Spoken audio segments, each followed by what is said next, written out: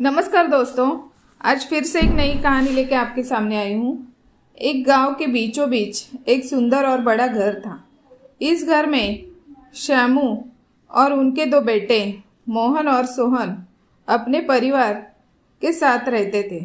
श्यामू हमेशा परिवार को एकजुट रखने की कोशिश करते थे, लेकिन समय के साथ उनके बेटों में छोटे छोटे मुद्दों को लेकर खटपट बढ़ने लगी।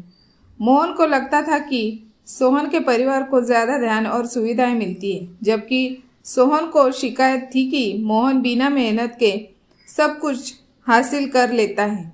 यह असंतोष धीरे धीरे उनके रिश्तों में दरार डालने लगा। श्यामू ने दोनों बेटों को कई बार समझाया, बेटा, यह घर हमारा आशियाना है, इसे लड़ाई झगड़े से मत तोड़ो, एकता में ही शक्ति है। लेकिन उनकी बातों का असर धीरे धीरे कम होने लगा। एक दिन दोनों भाइयों के बीच इतनी तीखी बहस हुई कि पूरे घर का माहौल बिगड़ गया। श्यामू बहुत दुखी हुए और उन्होंने फैसला किया कि अब उन्हें कोई समाधान निकालना होगा। उन्होंने दोनों बेटों को बुलाकर कहा, मैं जानता हूँ कि तुम दोनों के बीच मतभेद है, लेकिन मैं चाहता हूँ कि तुम दोनों मेरे लिए एक वादा करो, इस घर को मत छोड़ो।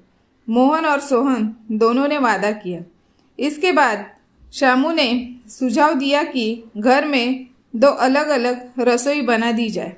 अगर तुम्हें लगता है कि इस एक साथ रहना मुश्किल है तो कम से कम रसोई अलग कर लो, इससे तुम दोनों की आज़ादी बनी रहेगी और घर भी नहीं टूटेगा।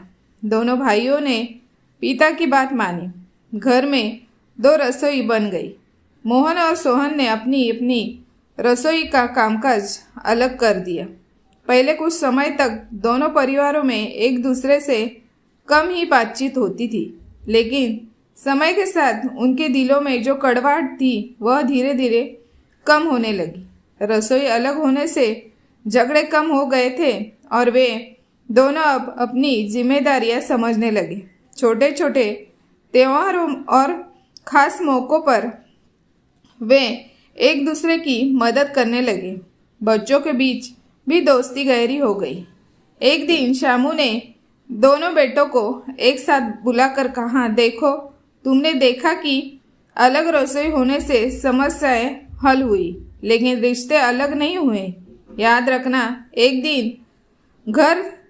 एक घर की दीवारें हमें जोड़े रखती है और परिवार की मिठास हमेशा दिलों में रहती है। श्यामू की बातों ने दोनों भाइयों को सोचने पर मजबूर कर दिया।